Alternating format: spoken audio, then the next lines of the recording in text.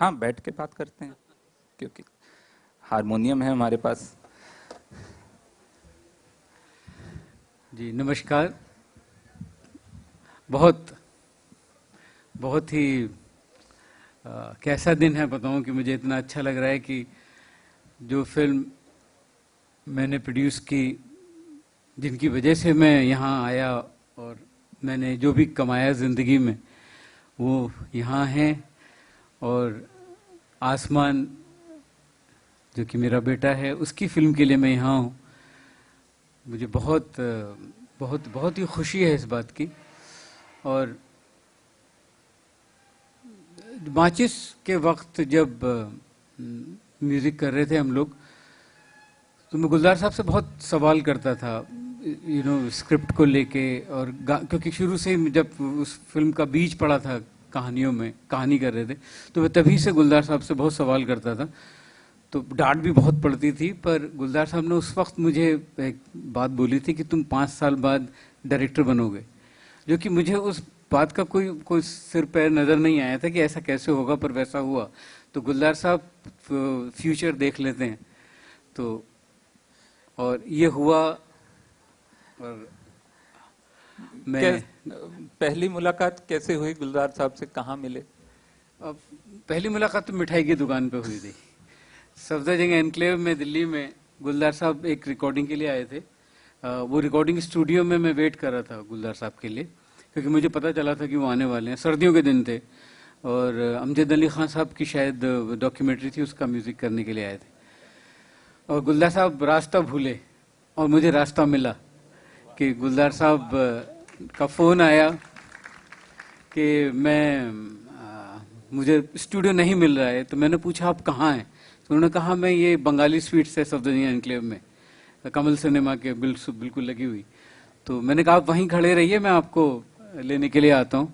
और उस 2 मिनट के रास्ते में मैंने अपना हाले दिल गुलजार साहब को बताया। और फिर मैं बॉम्बे आया और फिर जंगल बुक का गाना हुआ, माचिस हुई, सब हुआ। वाह, क्या बात है। तो इसी पर हम एक फरमाइश रखें आपके सामने। जी जी बिल्कुल। बहुत पसंदीदा हमारा एक गीत है जो आपने और गुलजार साहब ने बनाया है, बेकरां। तो अगर आप सुनाएं।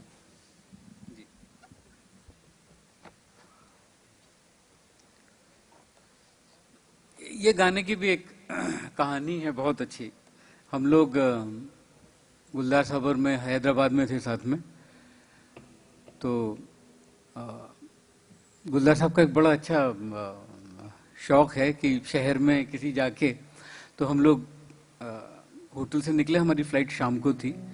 तो हम लोग बोले कि चलो चलते हैं। तो हम गाड़ी में बैठे, तो ड्राइवर ने पूछा कि कहाँ जाना है? तो गुलजार साहब ने कहा कहीं नहीं जाना है, कहीं नहीं पहुंचना है, तुम बस चलो। तो हम लोग शहर में घूम रहे थे, जिस पे गुलजार साहब ने एक बाद में एक नज्म भी कही बहुत खूबसूरत। तो उस वक्त ये सात खून माफ में बना रहा था और ये एक गाने में फंसा हुआ था। तो गुलजार साहब ने मुझे उस वक्त उनकी नज्म की ये 2 लाइनें थी कि एक ज़रा चेहरा उधर कीजिए इनायत होगी, एक ज़रा चेहरा उधर कीजिए इनायत होगी, आपको देख के बड़ी देर से मेरी सांस रुकी है। वाह,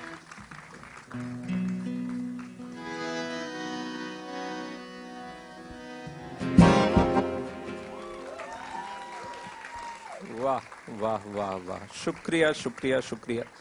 तो अब वक्त आ गया है उनको बुलाने का, जिनके लिए मैं बस उन्हीं की 4 लाइनें कहूंगा। उसके बाद मैं आपको माइक थमा दूंगा और आमंत्रित करें। वो यार है जो खुशबू की तरह, वो जिसकी ज़बां उर्दू की तरह।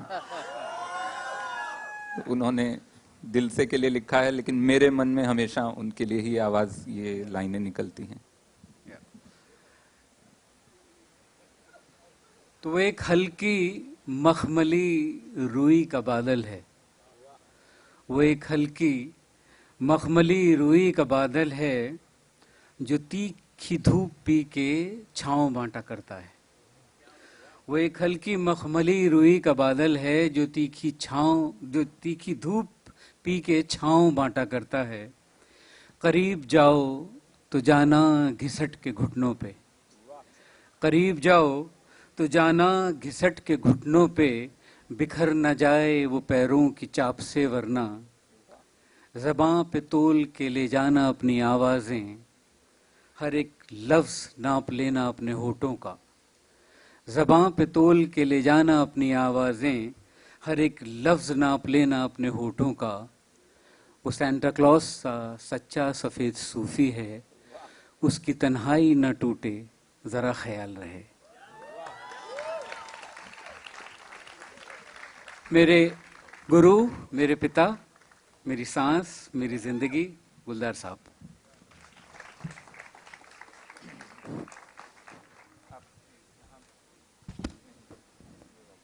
जी,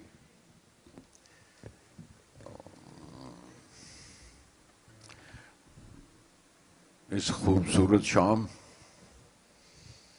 बहुत से लोगों का बहुत बहुत शुक्रिया और बहुत से लोगों को बहुत बहुत मुबारकबाद। ये ऐसी शाम वाकई कभी कभी आती है, जैसे विशाल ने शुरुआत में कहा, बिल्कुल वैसे ही बड़ी ख़ास शाम है। ये बेटा मेरा, जिसे मैंने हमेशा यही कहा कि मेरी एक्सटेंशन है, ये मेरी अगली जनरेशन है। और इससे बड़ी खुशी क्या होगी कि आप अपने बेटे के लिए आगे चल रहे हैं और मैं अपने पोते के लिए आगे चला हूं। It's another generation. और जीते जी आपको वो कदम भी मिले पुश्तों में चलने का कि साहब हमने अपनी अगली पुश्त देखी, लेकिन उससे अगली पुश्त भी देखी और सीढ़ियां चढ़ गए, उतरे नहीं चढ़े, आगे चले उनके साथ। मैं आसमान को मुबारकबाद देता हूँ और आसमान का शुक्रिया भी हूँ कि उसने मुझे उंगली पकड़ के यहाँ तक लाया। कभी मैं उसे उंगली पकड़ के चलाता था, अब वो मुझे मेरा हाथ पकड़ के थामता है, मुझे थाम के चलता है, मुझे थामता है। इससे बड़ी खुशी नहीं होती और नहीं हो सकती कि आप अपना दौर, अपना वक्त, अपनी औलादें और उनको बीजें और उनको इसी खुशनुमा हवा में, इस जनरेशन को इसी समाज में, इसी सोसाइटी में उसका हिस्सा बन के उसको आगे लेकर जाएं। ये बढ़त एक जिम्मेवारी भी है और मैं जानता हूं जिस खूबी से विशाल ने निभाया है, और विशाल के साथ अर्धांगिनी उसकी, बड़ा खूबसूरत लफ्ज़ है ये अर्धांगिनी, मेरे अंग का अर्ध है। वो उन्होंने मिलके जिस तरह आसमान को जिम्मेवारी समझाई है, उसको समाज की जिम्मेवारियां समझाई हैं और समाज के साथ साथ चलने की, उनको लेकर और उन्हीं वैल्यूज़ को, उन्हीं कीमतों को लेकर चलने की शिक्षा दी है, तालीम दी है और वो आगे बढ़ रहा है। आसमान बहुत बहुत बहुत मुबारक हो आपको और बहुत बड़ी जिम्मेवारी ली है आपने। उसकी ये पहली फिल्म मैंने देखी है। हालांकि बच्चे काम जल्दी से दिखाते नहीं, अपना छुपा के रखते हैं और कहते नहीं नहीं मैं ज़रा ये हो जाए तो उसके बाद दिखाता हूँ। अच्छा ये ज़रा मैं इसका म्यूज़िक डाल लूँ तो और उन्हें कहना पड़ता है कि आप बड़ी, वो कहते हैं बड़ी स्क्रीन पे देखिए ना आकर, तो उन्हें कहना पड़ता है भाई देखो मैंने 50 साल इसी में गुजारे हैं, मैं छोटी फ्रेम पे भी मैं समझ जाता हूँ इसकी मेरी क्या होती है। तो जाहिर है कि कहीं ऐसा ना हो कि मुझे दाना जी बुलाता है वो, क्योंकि मैं एक तरफ से दादा हूँ उसका और एक तरफ से नाना हूँ, तो उसने बड़ा अच्छा नाम दिया दाना जी। तो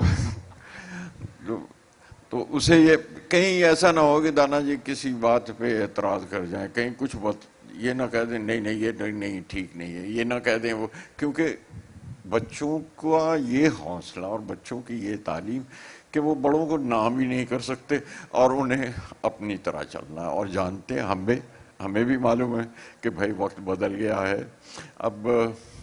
हाय, वरना पैरिपोना जी है ना, तो वो हाँ, हाय कहते कहते रुकेंगे और आके पाँव छू लेते हैं। और लेकिन मजे की बात यह है कि भाई पैरिपोना कहना छोड़ दो, हाय पैरी।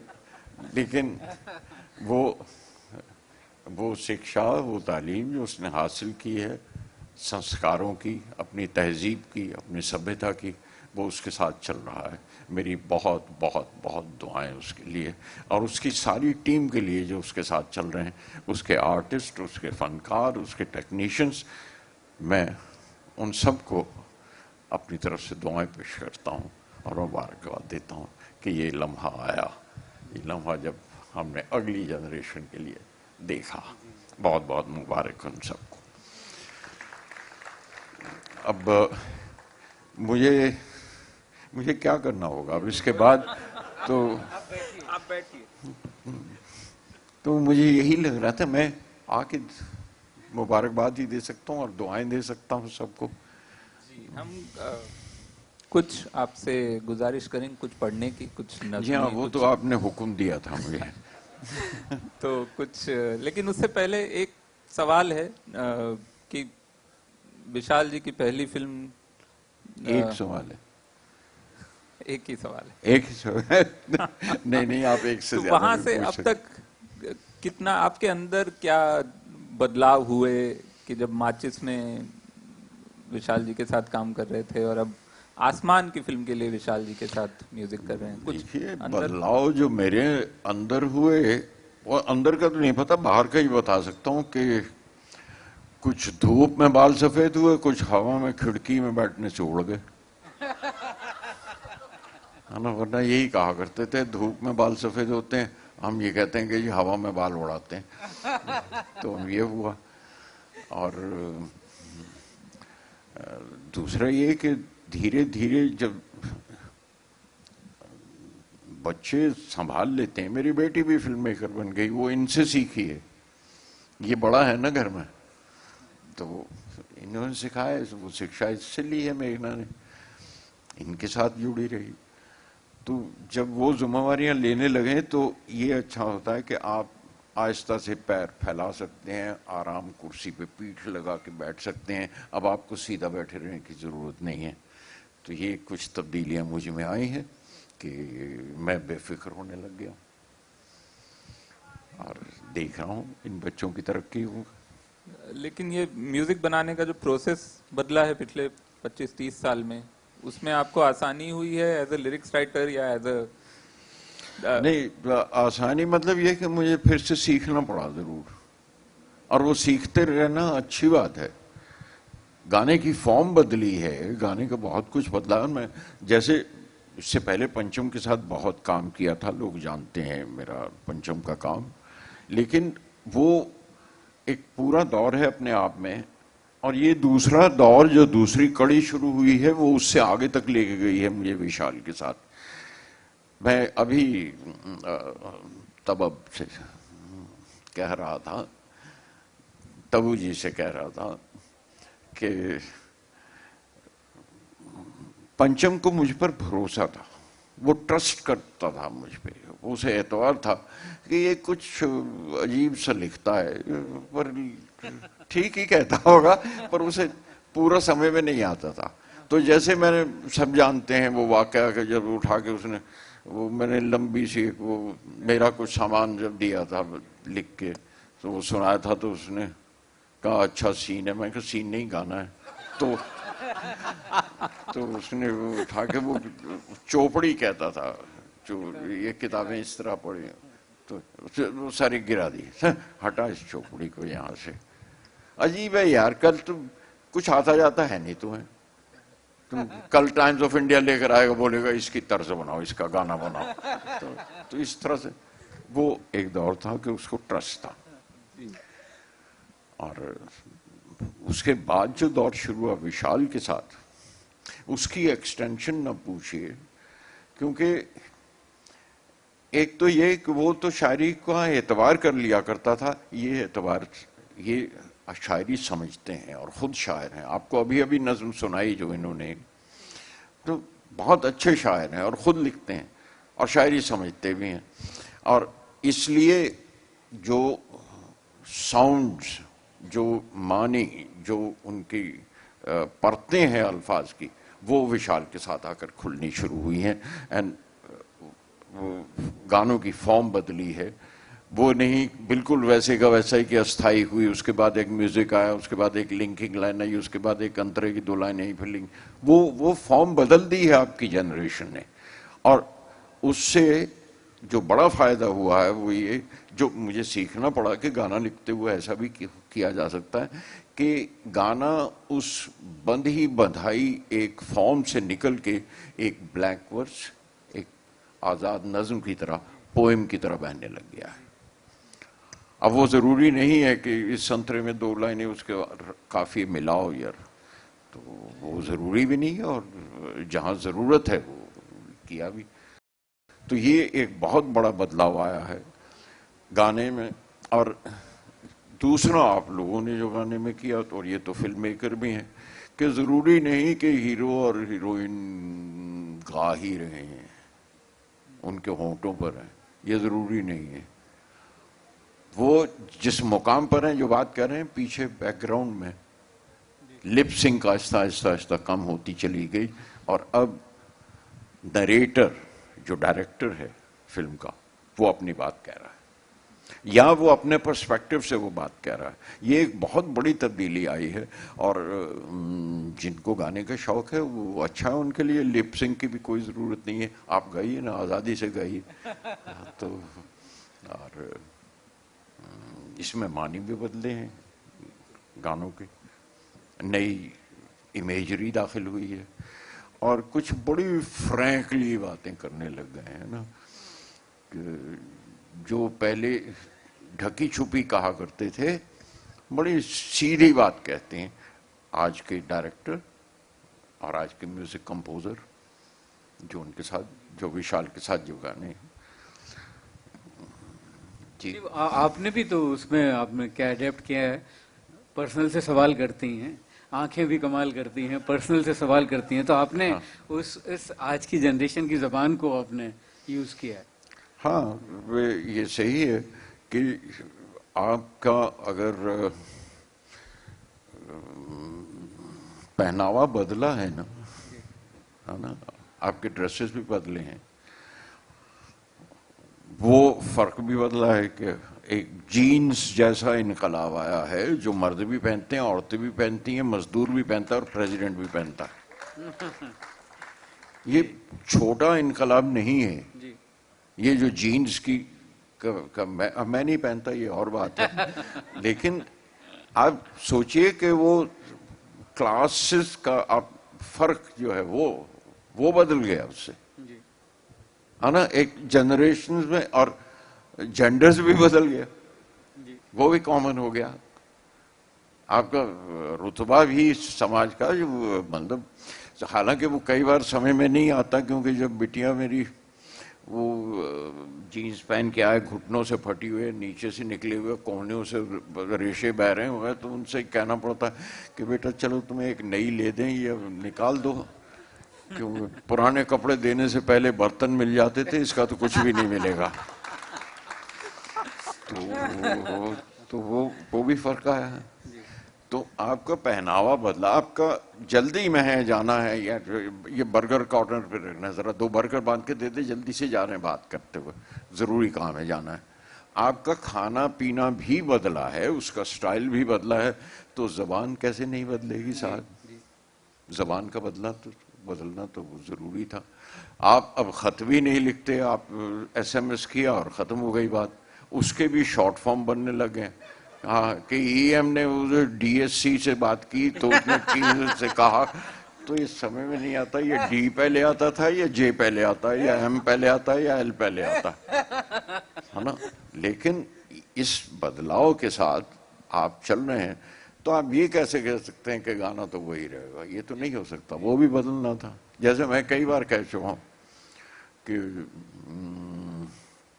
आप ही के साथ हुआ था कि गोली मार भेजे में भेजा शोर करता है, भेजे की सुनेगा तो क्या मरेगा कल्लू। हाँ, अब हाँ, और मुझसे भी पूछा जाता है कि साहब ये आप क्या कर रहे हैं, मोरा गोरा अंगले के बाद ये भेजे में भेजा शोर करता है, गोली मार भेजे में, वहां से शुरू होता है। तो साहब मैं इतना ही कह सकता हूँ, उस जगह मैंने बहुत कोशिश की थी गालिब की गजल फिट कर दूं, दिले नादा तो ये हुआ क्या है, आखिर इस दर्द की दवा क्या है, पर वो फिट नहीं हो रहा है ना। तो आपके साथ ही लिखा होगा ना, तो जो आपने सिचुएशन बताई उस के जैसी आप फिल्म दिखाएंगे वैसे बना के देंगे, और फिल्में भी बदलेंगी तो आपके दौर के मसलों के साथ बदलेंगी। आपके मसले बदल गए हैं, वरना कहाँ खुल के कह सकते थे। आपकी जनरेशन कह रही है, बात करती है। और आसमान की फिल्म, अब कुत्ते टाइटल उस जमाने में तो नहीं रख सकते थे, आप बंद नहीं रख सकते थे, है ना, मेघा रख सकते थे, मेघदूत रख सकते थे। हाँ, लेकिन ये सीधी सी बात है कि ढक छुप के बात क्यों करते हो, सीधी सी बात करना कुत्ते, तो रखा उसने टाइटल तो दिया है। यही सवाल था। जी जी जी, बिल्कुल बिल्कुल। तो अब कोई एक नज्म अगर आप सुनाएं तो, जो आप। जी हाँ, मैं ये माइक दूं आपको? इस माहौल से जी, ये माइक लगा के दूं आपको, पढ़ने में आसानी होगी, आप पढ़ पाएंगे? हाँ लगा दीजिए तो आसानी हो जाएगी।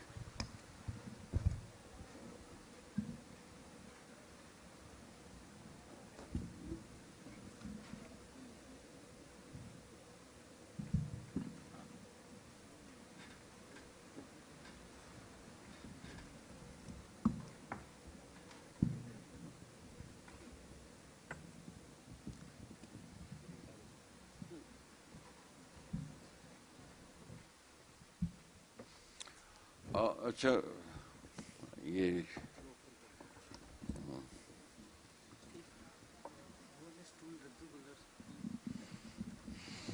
जी क्या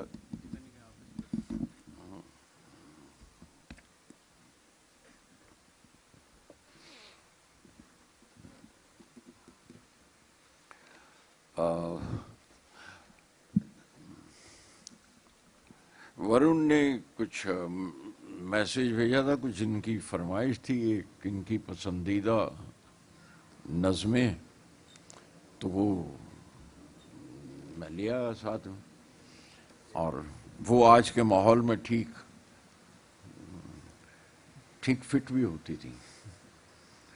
और माहौल में अंदाज़ा ये है कि मतलब जिस तरह के सब्जेक्ट, जिस तरह की बात आसमान अपनी फिल्म में कहने की कोशिश कर रहे हैं, वो हमारे माहौल में है, देखी है हमने। और मैं उसी सुर में बात करूं तो बल्कि अच्छा रहेगा। वो अब जैसे सुल्ताना डाकू का नाम आपने सुना होगा। सुल्ताना डाकू बहुत बड़ा डाकू अपने जमाने का, यहाँ तक कि वो समाज में एक मुहावरा बन गया था कि एक नाम किसी का जो मुहावरा ही बन जाए लोगों में। और जाहिर है कि उसका जो उसने एक खत लिखा था जब वो पकड़ा गया जेल से, अपने बेटे के नाम, और उससे कहा कि देख, जब तक सांस गले में थी 30 बरस तक बेटा मैंने चोरी की।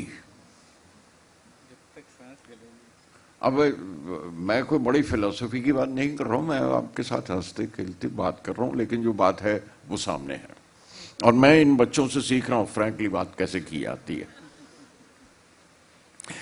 जब तक सांस गले में थी 30 बरस तक बेटा मैंने चोरी की, और छीन लिया जब चोरी करना मुश्किल था। वो भी अगला। अब मेरे ख्याल में बड़ा अच्छी बात कही उसने, जब तक सांस गले में थी 30 बरस तक बेटा मैंने चोरी की, छीन लिया जब चोरी करना मुश्किल था, खून किया जब छीना झपटी मुमकिन न थी। खून किया जब छीना झपटी मुमकिन न थी, वो भी खत्म हुआ तो फिर सूली का फंदा पहन लिया।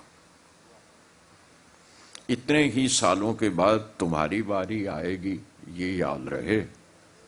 वो बेटे को, इतने ही सालों के बाद तुम्हारी बारी आएगी ये याद रहे।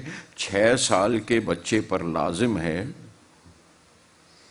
6 साल के बच्चे पर लाजिम है बाप का पेशा सीखने का आगाज करे। सियासतदान से याद रखो पंगा ना लेना, उसके बच्चे 5 वर्ष से सीखने लगते हैं। क्या बात है। ये मैंने ये सुल्ताना डाकू की सिफारिश है। और एक और है सेल्फ मेड। मेरे ख्याल में सीरियस, इतनी फिल्म भी उतनी सीरियस है और हम भी नज़में भी वैसी उतनी सीरियस पढ़े तो फिर क्या फायदा। तो मेरा ख्याल है कि नहीं, अब हम नज़मों को और भी खत्म करें, प्यार वाली भी कुछ सुनेंगे कुछ देर में। अब हम अपनी ये मैं जरूर बता देता हूँ कि मैं ये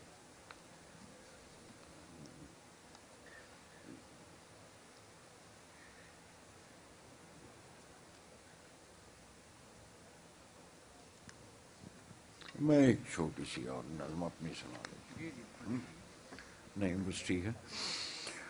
अब ये पुरानी नज़में हैं, किताब भी पुरानी है। एक नज़्म है थोड़ी सी लंबी है लेकिन सुन लीजिए।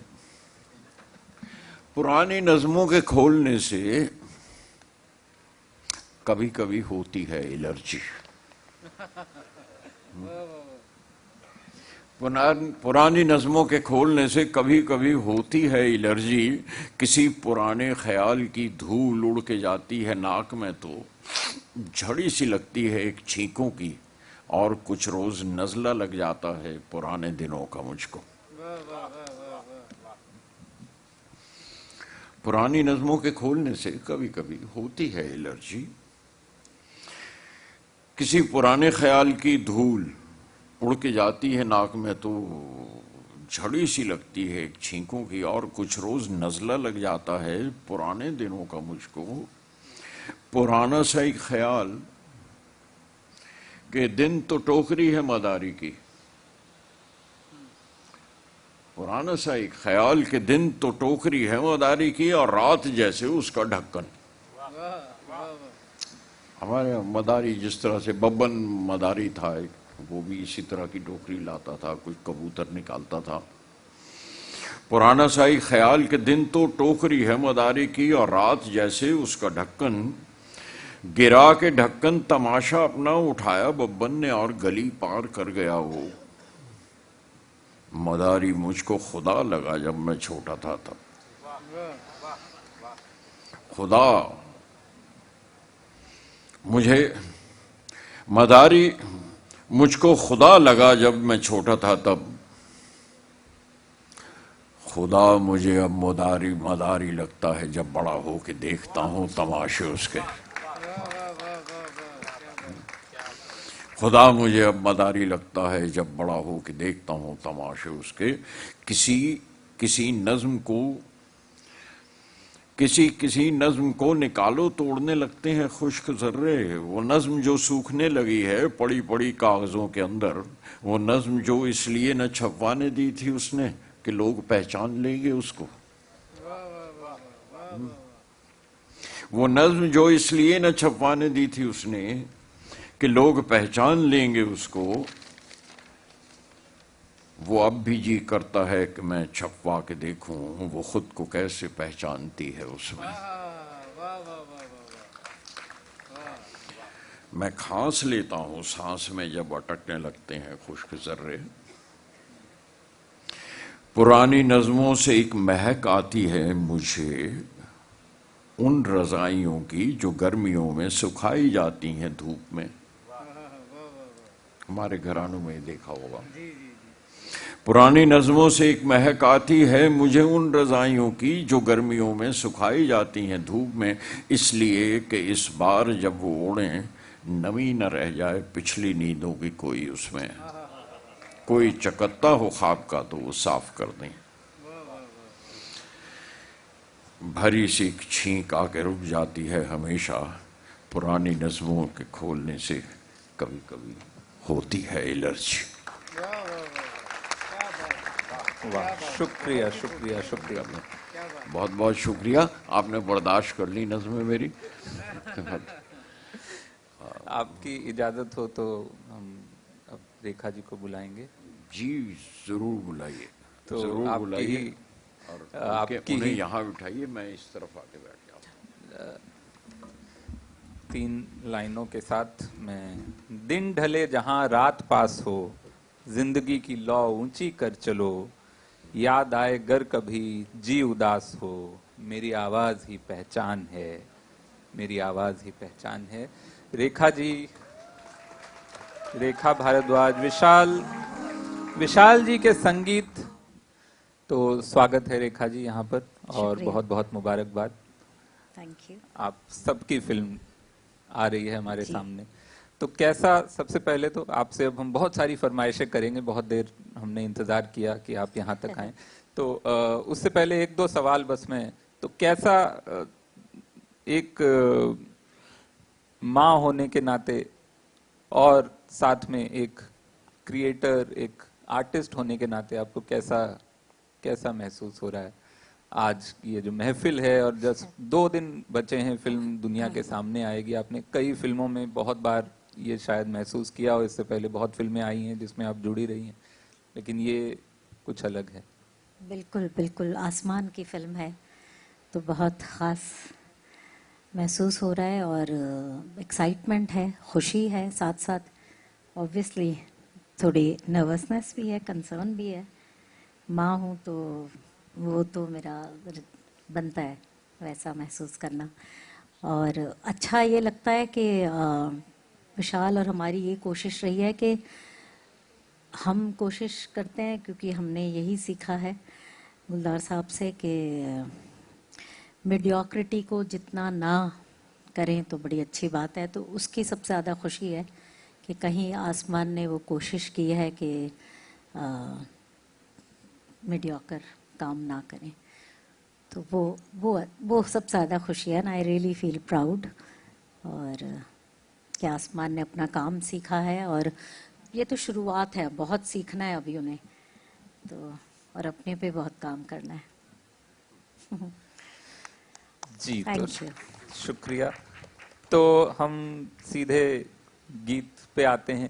जी। सबसे पहले आप बताइए, आपको कौन सा गीत सबसे पहले गाने का मन है? बहुत सारे, आप, हमारे पास तो 50 गानों की लिस्ट है लेकिन हम ऐसा कहाँ से कुछ शुरुआत दिमाग में करें? नहीं है, बिल्कुल सच कहूँ तो नहीं, मन नहीं है। आप कुछ कहिए तो। मेरे अच्छा दिमाग में कोई ऐसा कोई गाना इस अच्छा, वक्त नहीं है। तो आप आप दोनों मिलके ओ साथी रे गा सकते वो साथी रे, हाँ बिल्कुल। हैं? हाँ, मैं वो सीक्रेट पूछ रहा था, मैंने सोचा सब ना सुने। ओ साथी रे, वो साथी रे वाह। सुनाते हैं, डन। जब आप लागल रे नमक इश्क का, है रे तेरे इश्क का, है रे तेरे इश्क का। Thank you. वाह, कमाल कमाल कमाल, शुक्रिया शुक्रिया।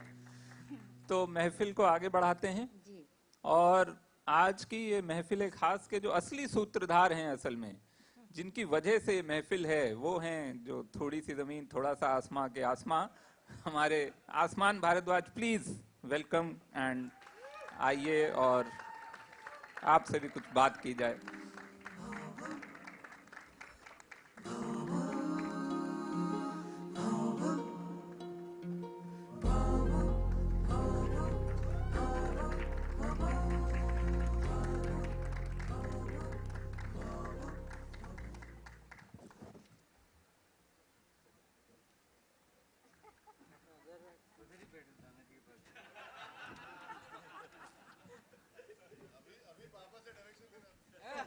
मैं ये भी कहना चाह रही थी कि मुझे अच्छा लगा कि उसकी इनोसेंस देखकर आई सेड तुम तो स्टेज पे आने वाले हो but he still is wearing pink band as a VIP guest.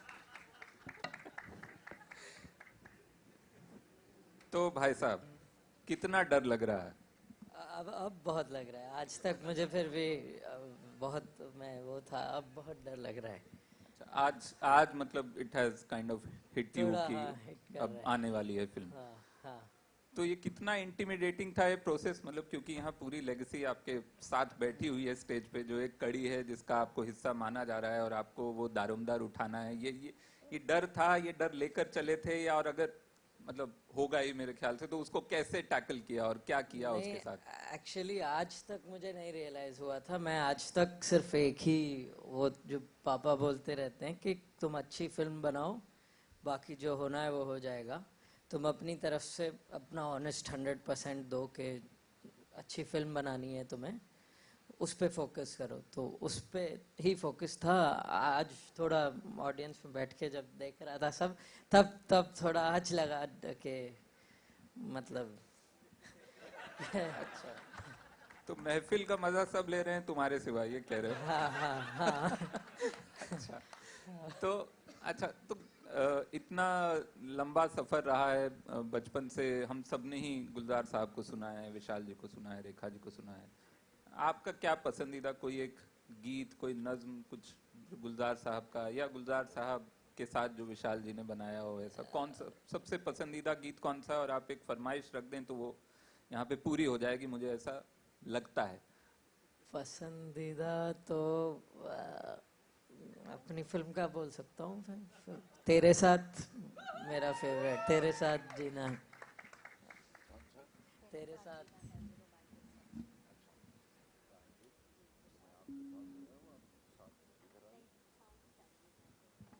अब स्थाई गा देता हूँ उसका। हाँ एक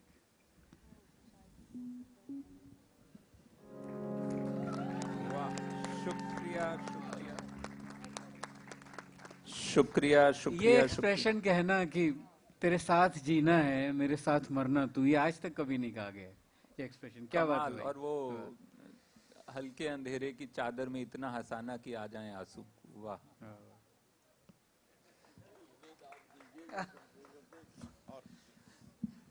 मैं यही बात कह रहा था कि विशाल के साथ गानों की एक्सटेंशन हो गई है, क्योंकि वो खुद शायर हैं और समझते हैं, जबान समझते हैं और खींच लेते हैं मिसरा आगे। तो मैं इनके साथ साथ चल देता हूँ और मिसरा कहता हूँ, उनकी वजह से कहता हूँ। वो क्रेडिट गोज टू विशाल, उनकी वजह से। और क्या कॉम्पोजिशन है इस गाने की, क्या खूबसूरत कॉम्पोजिशन। थैंक यू भाई, थैंक और आसमान ने पिक्चराइज भी बहुत खूबसूरत किया, ये मैं आपको पहले से आगाह कर दूं।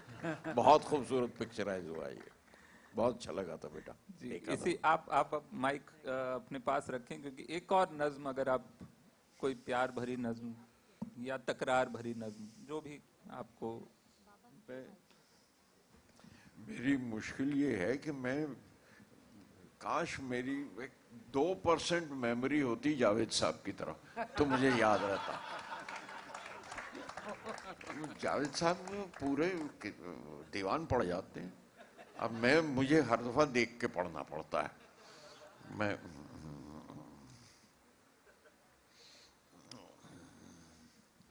अरे एक सेकंड, ये देखो मुझसे, अरे सॉरी, ये देखना वो कौन सा है।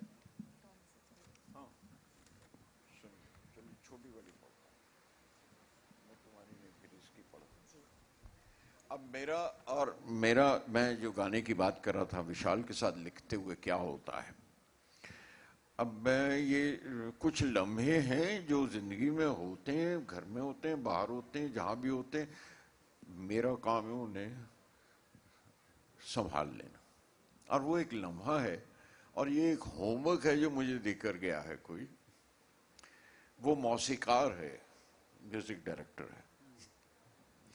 वो मौसीकार है, एक धुन मुझे देकर गया है, मुझे एक ट्यून दे गया, इस पे गाना लिखना। वो होमवर्क देने वाली बात है ना।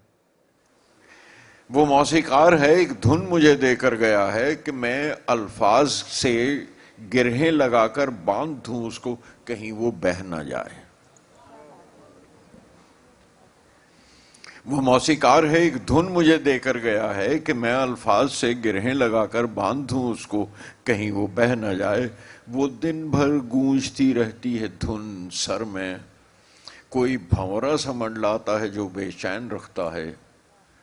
कली फूटे कोई अब जहन में तो किसी मिसरे पे भंवरा बैठ जाए। वो मौसीकार है, एक धुन मुझे देकर गया है, विशाल उसका नाम है। वाह वाह वाह।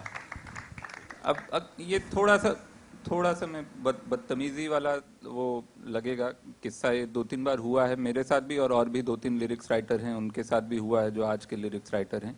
हमको कहा गया है कि गुलजार जैसा मत लिखना, गुलजार जैसा मत लिखना, सिंपल लिखना। आपको भी कभी किसी ने कहा क्या गुलजार जैसा मत लिखना? मुझे नाम लेके तो नहीं कहा, उन्होंने इस तरह से कहा कि आप अपने जैसा मत लिखिए प्लीज। अब आपको बुरा तो लिया, आप अपने जैसा ना लिखेगा। अच्छा, मैं अगर पूछूं भी उनसे तो वो भी किसी का नाम नहीं लेते, तो लेकिन वो ऐसे कहते हैं, देखिए अब चश्मे बदूर जैसा कोई लिखिए ना, कोई दूर से आवाज आ रही है। तो उनसे मतलब पूछा कि चश्मे बदूर का मतलब क्या है जी? चश्मा मतलब चश्मा, वो जो स्प्रिंग कहते हैं जिसको, वो बहता हुआ आता दूर से, वो चश्मे दूर हो गया। अब उनकी अपनी नॉलेज जबान के बारे में इतनी हो तो मैं क्या करूं?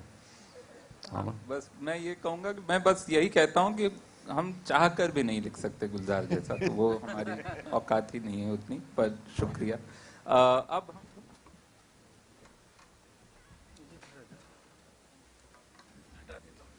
स्वागत है तबू जी।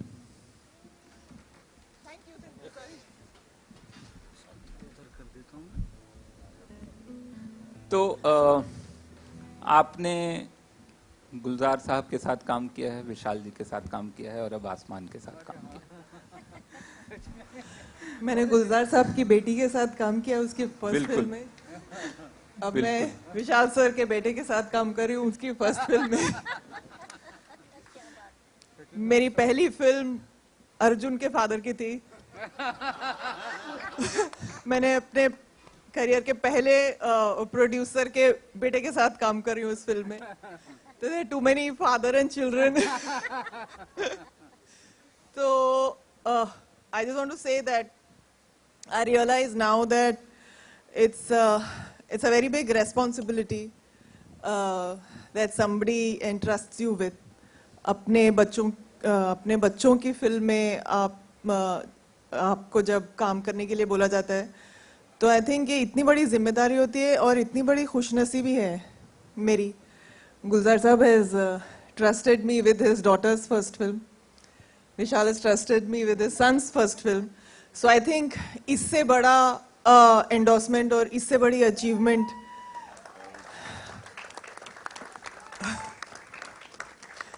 so I'm very lucky to have worked in an era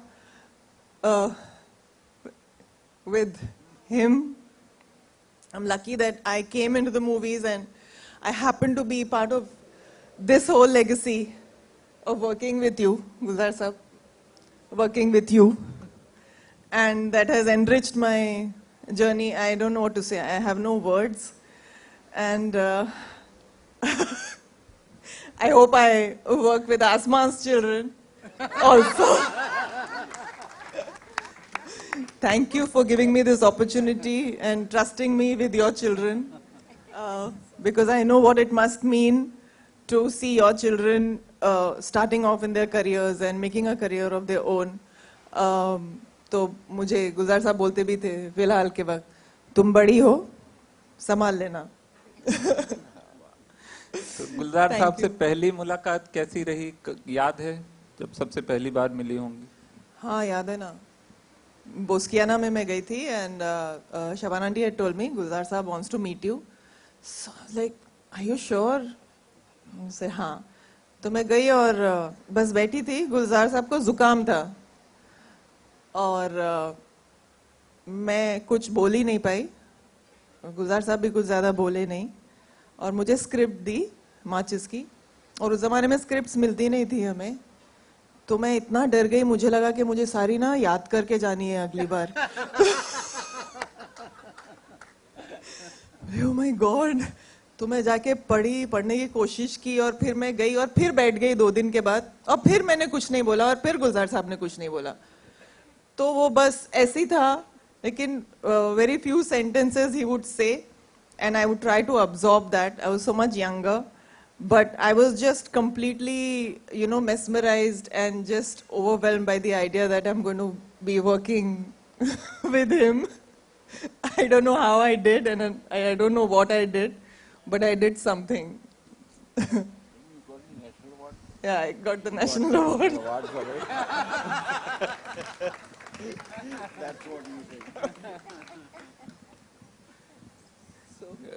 गुलजार साहब, आपका क्या पहला इम्प्रेशन था तब्बू जी का जब आप मिले, या उससे पहले कोई फिल्म देखी होगी आपने शायद उनकी?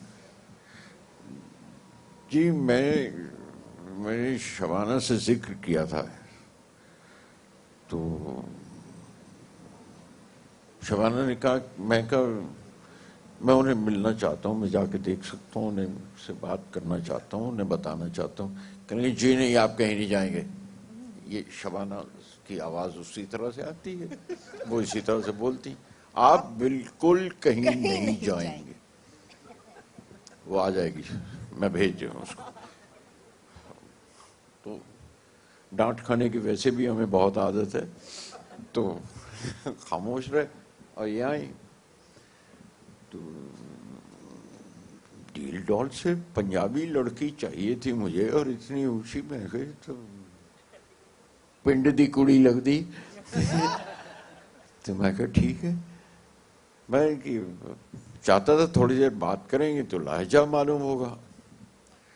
तो ये सही फरमा रही हैं कि मैंने स्क्रिप्ट दी ने, मैंने कहा मैं आपसे क्या कहूँ, क्योंकि आप ये पढ़ लीजिए, ये पढ़ेंगी आप तो एक अंदाज़ा हो जाएगा क्या करना है।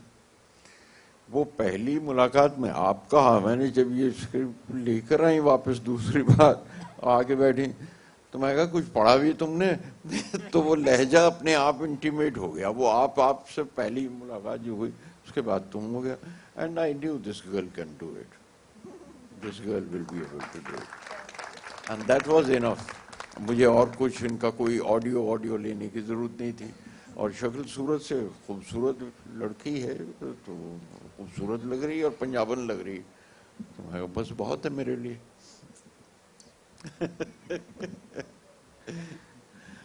शुक्रिया शुक्रिया। गुलजार साहब ना हमको जब जब उन्हें लगता था कि हमने अच्छा शॉट दिया तो एक टॉफी दिया करते थे, ये इनकी आदत है। एक टॉफी तो कभी कभी ना सबसे छुपा के मुझे देते थे। सब नए नए थे ना, जब हम सब नए थे, but Rocky and Jimmy they all new. So कभी कभी मैं बोलती थी मुझे 2 चाहिए, तो मुझे छुपा के ऐसे 2-3 दे देते थे सबसे। ये एक रवायत रही मेरी शूटिंग में, मेरे सेट पे हमेशा, और बहुत अरसे तक रही, कि भाई मैं I am impressed with shot में टॉफी ले लो। और इसमें मनमोहन जी ने जो कैमरामैन हमारे, वो उनके शॉट देख के एक्चुअली वो टॉफी तो उन्हें दी, मैंने रहती कहाँ है ये टॉफी, किसके पास है, ये कहाँ से निकालते हैं। तो शाम को जब ये सब अपनी एक 2 दिखाते थे, या 2-3 जगह पे हुआ, तो वो निकाल सके 4-5-6 लगे मुट्ठी भर के, वो पता नहीं वो कहाँ से ले लेते थे। लेकिन मन जी डिजर्विंग थी। मनमोहन जी जैसा कैमरामैन कमाल था, उनके साथ काम करते हुए बहुत बहुत बहुत लुत्फ आया। वाह। तो अब तब्बू जी यहाँ हैं, तो रेखा जी एक और गीत हो जाए। इनके साथ तो बहुत सारे अच्छे अच्छे गीत हैं जो हम सब सुनना चाहेंगे। कौन सा, चाची 420 या मकबूल? चाची 420 का गाती हूँ।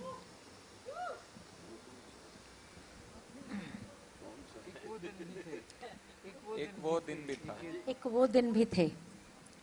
इनफैक्ट गुलजार साहब के, मैंने बाबा बोलती हूँ, तो बाबा के जो नगमे हैं जब वो लिखते हैं और विशाल की धुन होती है, मैं गाती हूँ तो काफ़ी काम हो जाता है, लेकिन वो गाने बहुत, मतलब पूरी ज़िंदगी वो अनफोल्ड होते रहते हैं, क्योंकि इसमें है जैसे रात ये भी गुजर जाएगी, तो अब हम सब लोग कोट करते हैं दिस टू शैल पास। और जो मेरा फेवरेट इसका अंतरा है, सेकंड स्टैंजा जो है, वो इतना खूबसूरत है कि जब ज़िंदगी जीते जाते हैं तो वो सब एक्सपीरियंसेस जैसे होते हैं उसमें, तो वो और ज़्यादा फिर अच्छा लगता है गाने में।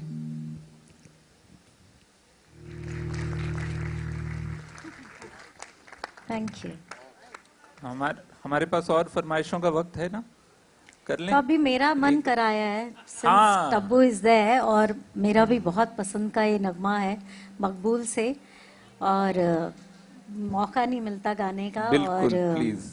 इसलिए भी कि मुझे लगता है कि मैंने गाया था तो मैं वो वाकया सुनाऊंगी। तो मैं गई भोपाल, और फिर आई थिंक तब्बू इनका लास्ट डे था शूट का, और इरफान तब्बू ये लोग बैठे हुए थे, और पंकज या नसीब भाई किसी का सीन चल रहा था, तो इरफान साहब ने कहा कि क्या बहुत अच्छा गाया है। तब्बू ने भी कहा, तो मैं अपने में ही रहती थी कि नहीं यार कुछ अच्छा नहीं हुआ, इतना रोंदा सा गाना गाया है, ऐसा हुआ वैसा हो। तो देन ही सेड, अब आपको क्या लगता है पता नहीं, हमें तो बहुत मजा आया। थैंक यू, शुक्रिया शुक्रिया शुक्रिया शुक्रिया। तो अब हम आगे बढ़ाते हैं महफिल, और अपने अदाकार साहब यहाँ पे बैठे हैं, उनके लिए भी फिर से गुलजार साहब की एक इजाद की हुई एक फॉर्म है कविता की, त्रिवेणी, जो कि 70 के दशक में इजाद हुई थी, और आज वो बहुत बड़ी अपने आप में एक मुकम्मल फॉर्म है। 3 लाइन की एक छोटी सी कविता होती है, जिसमें तीसरी लाइन त्रिवेणी की तरह, सरस्वती की तरह एक पूरा नया मानी दे जाती है पहली 2 लाइनों को। तो उसके साथ मैं यहाँ पे अर्जुन कपूर जी को आमंत्रित करूंगा। रात के पेड़ पे कल ही तो उसे देखा था। ये जो इस फिल्म में जो इनका किरदार है ना, ये जो ट्रेलर देख के, जितना भी, मैंने फिल्म नहीं देखी है अभी, लेकिन ट्रेलर देख के जो किरदार समझ में आया, मुझे लगा उस किरदार के लिए त्रिवेणी लिखी गई है किसी जमाने में। रात के पेड़ पे कल ही तो उसे देखा था, चांद बस गिरने ही वाला था फलक से पक कर। रात के पेड़ पे कल ही तो उसे देखा था, चांद बस गिरने ही वाला था फलक से पक कर, सूरज आया था जरा उसकी तलाशी लेना। Please welcome Arjun Kapoor. मुझे I don't think I deserve to sit with such amazing talent यार, बहुत अजीब लग रहा है। प्लीज आप बैठें।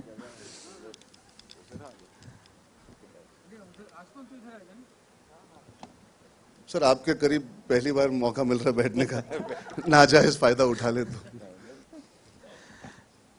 तो कैसा रहा इस फिल्म पे काम करने का अनुभव?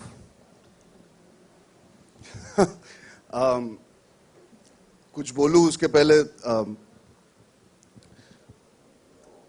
मैं बस आज के लिए थैंक यू कहना चाहूंगा। ये फिल्म हमने बनाई है and we are very proud of it, लेकिन I am a little emotional because मैं जब छोटा था ना, मम्मी को बहुत पसंद था ऐसी महफिलों में आना। और रेखा जी और विशाल जी इस बात के गवाह हैं, क्योंकि उनकी मुलाकात आपसे वही होती थी। और मैं हमेशा सोचता था कि यार क्या अच्छा लगता होगा मम्मी को, मतलब बातचीत होती होगी, क्या होता होगा। मतलब आई वाज 16, 17। आज यहाँ बैठ के मुझे मम्मी की बहुत याद आई, और उसके लिए थैंक यू, बिकॉज वो बहुत अच्छी याद है, क्योंकि मैं कहीं ना कहीं सोचता हूँ कि आज मॉम मेरे साथ बैठ के ये देख रही थी। तो thank you for giving me this amazing feeling of remembering my mom. Music में ऐसी पावर है, आई थिंक आर्ट में ऐसी पावर है, हम कभी कभी इमोशनल हो जाते हैं। तो आज मैं फिल्म से थोड़ा परे होकर I was just remembering mom. So I want to thank Gulzar साहब, his words, Vishal sir, Rekha ma'am, की ये जो पावर है आपके आर्ट की, जो इतने सालों से हमें इमोशनल कर रही है। आज जेन्युइनली मैं यहाँ बैठा हुआ था और मैं आप सबके साथ समय बिता चुका हूँ, लेकिन I genuinely felt very very overwhelmed. So thank you for tonight, thank you from the bottom of my heart. पर हाँ मजा बहुत आया पिक्चर करके। मैं विशाल जी के पास गया था बहुत साल पहले और ये बहुत इंटरेस्टिंग इंसिडेंट है। मैं विशाल जी के ऑफिस गया था जब मैं एक्टर नहीं था और मैं कमीने देख के पागल हो गया था, 3 बार देखी थी। उसके बाद इश्किया लगी थी और मैंने कहा चलो अब जाके मिलता हूँ। मैं गया था और इसी वजह से था क्योंकि मम्मी जानती थी रेखा मैम और विशाल सर को। तो मैंने जब एक्टर बनने का फैसला किया, फोटो खिंचवाई और मैं अपना लैपटॉप लेके पहुंचा विशाल सर के ऑफिस। और मैंने उन्हें कहा सर मैं एक्टर बनना चाहता हूं। उन्हें फोटोज देखा और मैंने कहा मैं जानता हूं कि आप मुझे इस वक्त कास्ट नहीं कर पाएंगे, लेकिन मैं आपकी प्रोडक्शन में भी काम करना चाहूंगा। मैंने ये 12 साल पहले कहा था और आज वो सपना मेरा पूरा हो ही गया उनके बेटे के जरिए। So thank you Vishal sir, thank you Aasmaan. And I think life comes a full circle. देर आए पर दुरुस्त आए। मुझे इस स्टीम कंपनी में मौका मिला है बैठने का, तो I am very very happy. I think this is why I did the film, to work with people who can make me better. Tabu के सामने मैं क्या ही कहूँ। I think I am just very very happy that Aasmaan was able to get an ensemble जहाँ पे पूरी जिंदगी बीत जाती है एक्टरों की और वो इस तरह के आर्टिस्ट के साथ एक साथ काम छोड़ो अलग अलग भी काम नहीं कर पाते। तो मैं खुश नसीब हूँ कि मुझे ऐसी ऑनसॉम मिली, ऐसे टेक्नीशियंस मिले और ऐसी एक फिल्म मिली जहाँ पे मैं जेन्युइनली अपने आप को भाग्यशाली समझता हूँ कि लुत्फ भी उठा पाया काम करने का और साथ में बहुत कुछ सीख भी पाया। So I am really grateful for that and thank you Aasmaan for trusting me. I am very very proud and very very happy that we managed to as 2 kids be able to be part of something that perhaps will be there for posterity. Thank you so much. क्या बात है। तो जैसा कि आपने देखा फरमाइशी कार्यक्रम यहाँ चल रहा है तो आप अपनी कोई फरमाइश रखना चाहेंगे जो कि विशाल जी या रेखा जी या गुलजार साहब के लिए जो भी कुछ पढ़ के सुनाए या गा के सुनाए आपको, हम सबको। यार वरुण, मैं यहाँ आके बैठा हूँ गुलजार साहब के बगल में। मैंने हाँ नहीं आपसे मैं कह रहा हूँ कि मुझे विशाल जी और रेखा मैम को लाइव सुनने का मौका मिल गया। मेरी सारी फरमाइशें आज पूरी हो गई, मुझे ऐसे लगता है। तो मैं क्या ही कहूँ, जो इनका मन करे, जो भी गाने का मन करे, मेरे लिए बहुत ही अच्छा होगा। I am happy with anything, I don't want to put any pressure. क्या गाना चाहेंगे आप विशाल सर? तब्बू जी, आप कुछ फरमाइश रखना चाहेंगे? मैं दिल तो बच्चा है जी कहने ही वाला था, लेकिन आपने पहले ही कर दिया। चाहे माचिस से ही कुछ गा दीजिए, जो आपका मन करे। अच्छा, सरप्राइज करने वाले। हाँ, यहाँ से एक फरमाइश आई है। वैसे छोड़ आए हम। नहीं, आई थिंक दूसरा गाना है। हाँ ठीक।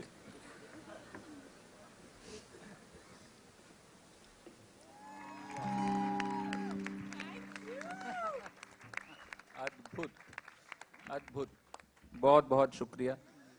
और अब वक्त है हमारे और 2 कलाकारों को यहाँ बुलाने का। उनके लिए भी, जैसा कि मैंने कहा, गुलजार साहब की इतनी लाइनें हैं कि सबकी जिंदगी समेट लें। मेरे इर्द गिर्द ना घूमा कर, मेरा हाथ वाथ ना चूमा कर, तेरे सेंट वेंट की खुशबू में मैं खोई खोई सी रहती हूँ, मुझे सपने छेड़ते रहते हैं, मैं सोई सोई सी रहती हूँ। Please welcome Radhika Madan and Shardul. आप दोनों इस फिल्म में इसी तरह का कुछ वाइब दे रहे हैं, तो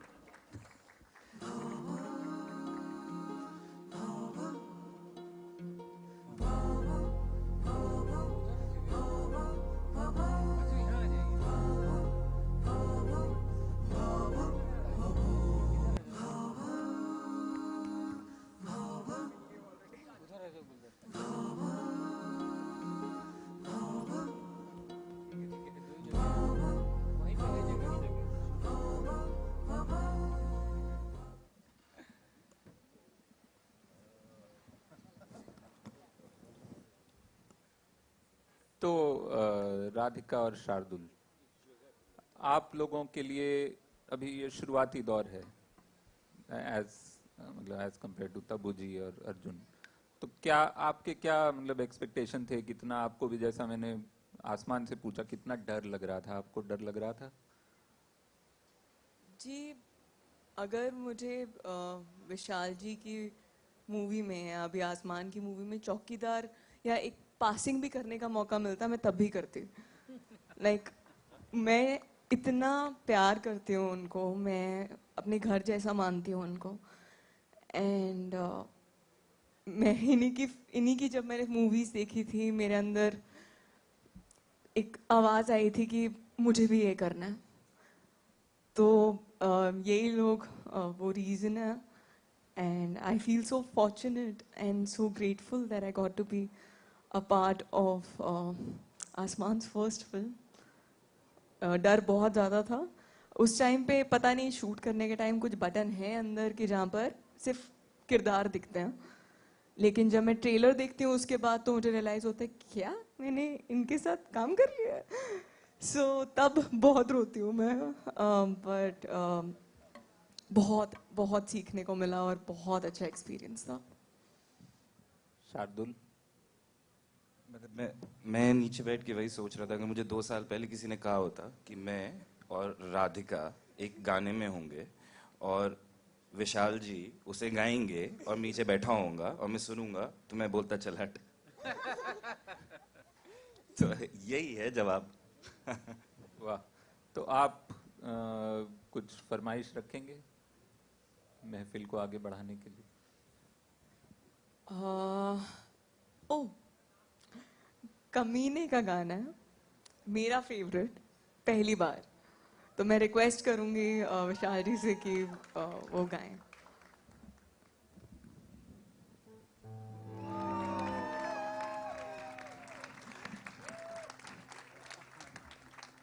अब पूरा शुक्रिया। सर मुझसे रुका नहीं जा रहा। गिलहरी के झूठे मटर खाए बिना ये गाना पूरा नहीं हो सकता। बिल्कुल बिल्कुल, गिलहरी बुरा मान जाती। तो अब मैं इस महफिल के हम करीब करीब एकदम अंतिम पड़ाव पे आ गए हैं। मैं अब आमंत्रित करूंगा इस फिल्म के producers mister love Ranjan. Is mister love Ranjan here? Mr. Love Ranjan from Love Films and Mr. Shiv Channa and Mr. Ankur Garg from T Series. Please come on stage if you are around. Okay.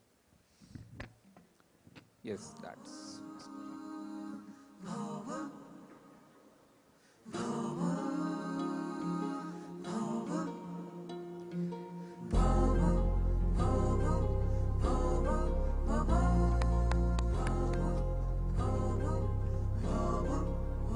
Love भाई, ये love Ranjan है, अंकुर।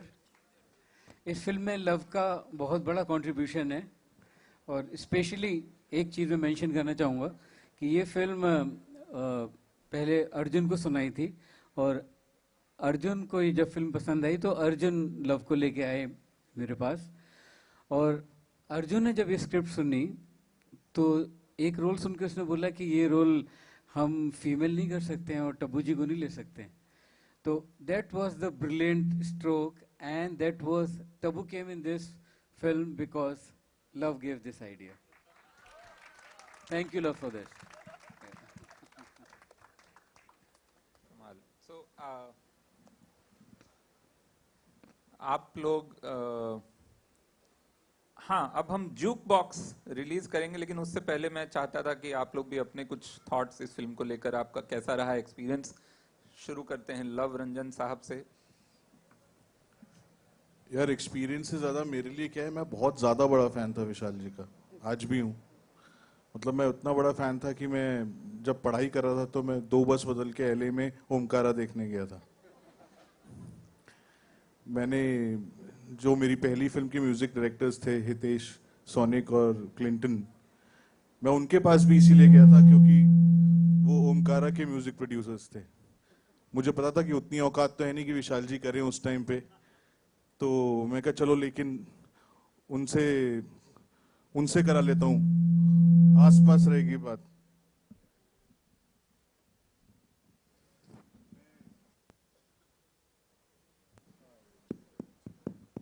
मतलब मकबूल के scenes में अपनी workshops में use करता था। तो हाँ, अच्छा, डायरेक्टर को डायरेक्ट करने का मौका बहुत कम मिलता है। तो जब नए एक्टर्स के साथ काम कर रहा था तो उनके साथ जब वर्कशॉप्स होती थी तो उसमें मकबूल के सीन्स हम एज रेफरेंस यूज करते थे। वो हमारा प्यार तो पाक था ना मियाँ, वो मैंने कितने एक्टर से कराया, कितनी बार कराया है। तो मेरे लिए तो ये था कि मैं तो जब मसूरी उनसे मिलने गया था, वो 2 दिन जो रहा था उसमें मेरी तृप्ति हो गई थी। ये तो हमने ऐसे मस्ती में बना ली। क्या बात है, शुक्रिया। आप कुछ कहना चाहेंगे? मैं कुछ ना ही कहूँ तो बेटर है। इस स्टेज पे जिस तरीके के शब्द यूज हो रहे हैं, वो यहाँ है, मैं यहाँ हूँ, सो मैं जितना चुप रहूंगा उतना अच्छा है।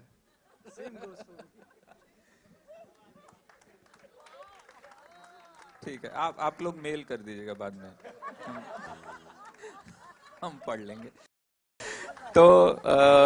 तो इसी बात पे अब हम सब तैयार हैं, तो इस फिल्म का जूक बॉक्स रिलीज किया जाए। जूक बॉक्स जो कि वैसे ऑनलाइन रिलीज होता है, ये उसका सिंबॉलिक एक रिलीज है।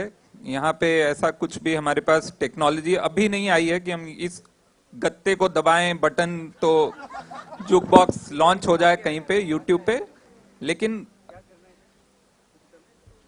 एक रस्म है जिसकी अदायगी जरूरी है, तो वो हम करने जाएंगे। प्लीज आप